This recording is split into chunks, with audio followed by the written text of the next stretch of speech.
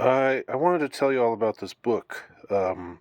This is a kid's book, and it was initially published in 1978, called "My Trip to Alpha One." As you can see, this edition of the book was published in 1992, and you can tell one of my pastimes as a book nerd is I like to. When I go to a used bookstore or something, where they've got books from all different times, I like to look at the cover and think, when was this published? This cover really looks like a 1969 cover. There's some girls in go-go boots and, I don't know, psychedelic colors, and if I saw this cover, yeah, this looks about like 89, 90. I think I would have said, so I wouldn't have been too far off, because the style of the shirt and the shoes and the hairdo. Um, so anyhow, I remembered this book from elementary school. This was a book that our teacher read to us. They were like, uh, there was reading time every now and then, and not that we couldn't read on our own, but it was sort of a thing that we do, like back in, gosh, is this like maybe fourth grade or so? I'm guessing. Um, and I remember this book. I initially didn't remember the title. I thought it was My Trip to Alpha Centauri. Uh, but so I was looking for it and couldn't find it by that title. But eventually I found it was My Trip to Alpha One, which they wouldn't have a name like Alpha Centauri in a kid's book. That's kind of makes it that's a little too complicated sounding. You want to keep it simple. But some interesting stuff in this book. First of all, it's great to just have, I don't know, a piece of media, if you will, you know, that's not streaming, that's not on Kindle, uh, that's just a book, like something that you hold in your hands. And yeah, it's not that I'm against technology and having books you know uh, having books that be available on your laptop or on your phone or whatever. Uh, but this is just a cool thing to have in the first place. Hang on, let me take care of this. Get this stupid cat. All right, so you got these illustrations.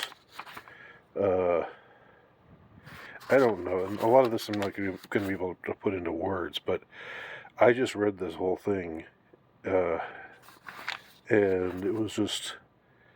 I mean, there are a couple of interesting things that I wanted to talk about, that are part of the story of this book, but part of the whole experience was just reading. Uh,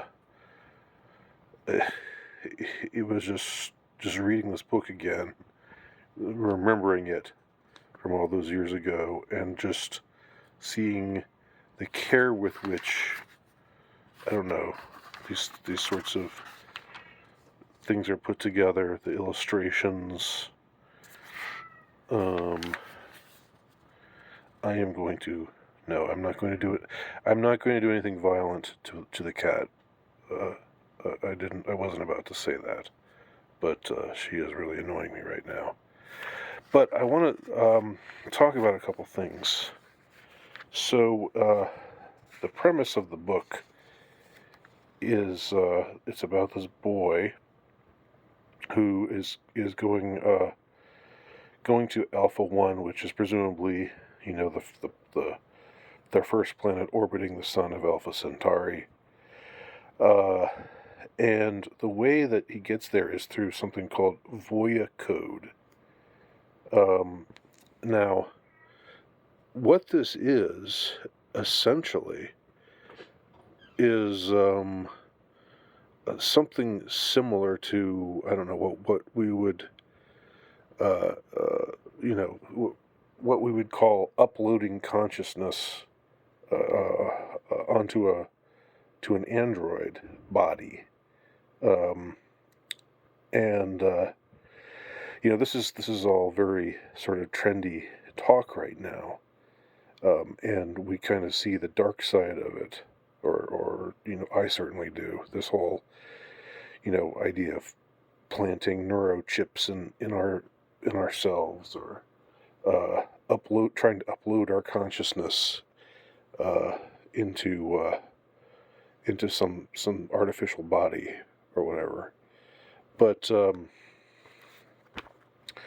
here, okay, so the whole idea is, instead of having to take a rocket ship, which takes a long time to get to Alpha 1, that the boy, who's the main character of this book, goes to this place where they have him lie down, they give him an injection, and then hook him up to this machine, and then he goes to sleep in his actual body on Earth, and he wakes up in his artificial body that's been made for him, that resembles him in every way, on Alpha 1.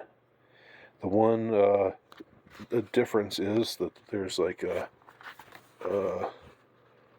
computer jack that goes right there. That's in what's called the small of in the small of his back, and it's not called a computer jack, and they don't use the terminology of uploading consciousness. They put it differently, but that's basically what's going on here. The other interesting thing about this book is, and I'll just page through it as I'm talking about it. The idea is that he goes to, look at this illustration. He has a dream about floating up. He's on his basketball team, and I don't know, just something about seeing the way these kids are drawn is just, it's hard to describe. It's sort of like, it's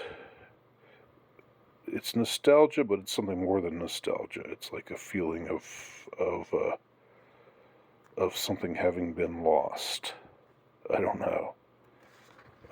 It's a very powerful and bittersweet sort of feeling. So another interesting thing is, when he goes there to meet his Aunt Catherine, and she has she's a rich person, and she runs these mines on Alpha 1. With the help of this couple who are native to Alpha 1, and they're called Arbos. And it turns out that these Arbos, let's see if I can find a picture of them. So that's more illustrations of the city of Alpha 1. It's this very glittering, it's this very positive look at the future. But anyway, these are the Arbos, Frank and Ruth Arbo. And you can tell that they're up to no good. And his first impression of them is that they're up to no good. That these are scheming aliens. That's another interesting thing. So it turns out what our hero finds out, our young hero finds out over the course of the book, is that these two Arbos brought Aunt Catherine, brought an artificial body of Aunt Catherine to their planet surreptitiously, as part of a plot.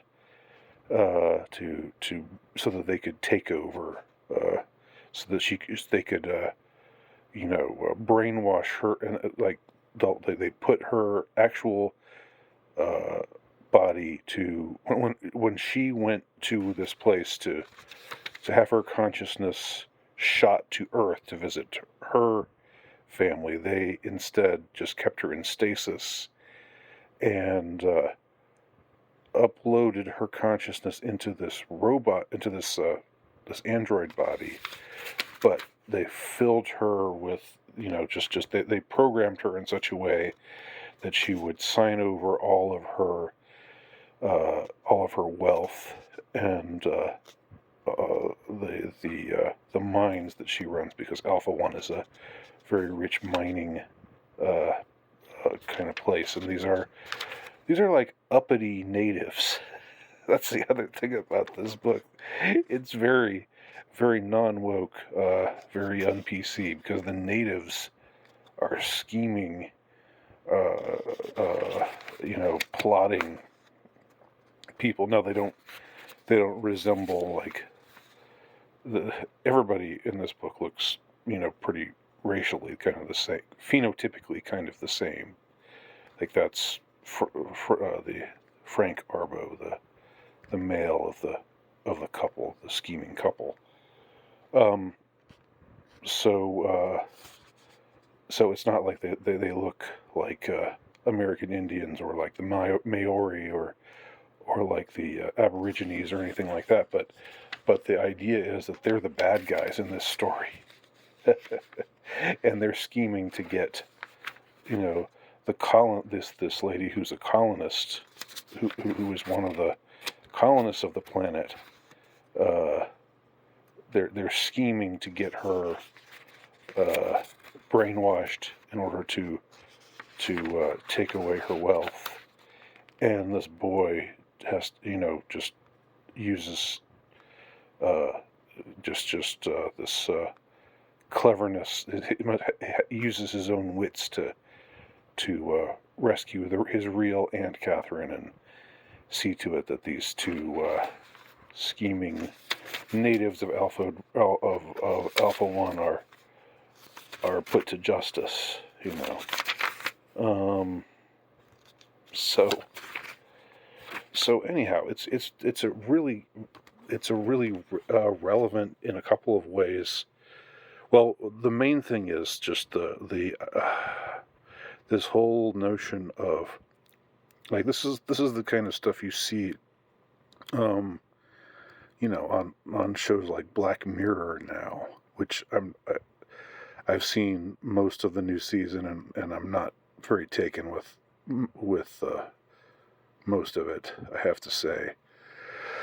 But there's a show, there's one episode where there's about two astronauts, and their real bodies are in space, and they have artificial bodies that stay with them on Earth, that stay with their families on Earth, and of course everything goes sideways in a very contrived and not very compelling way, but in any case, the point is it was part of the plot, and it seems very very relevant today.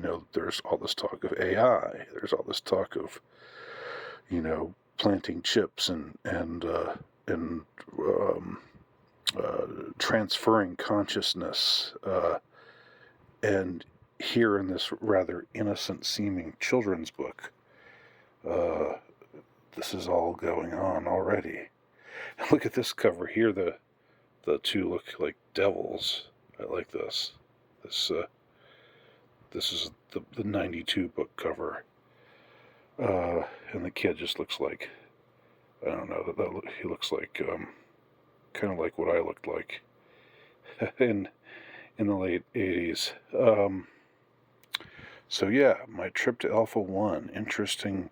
It's not easy to find, but I got it in its real, authentic book form, and I read it, and just I don't know what else to say about it, but besides that, but Let me know if y'all have any ideas or comments or questions.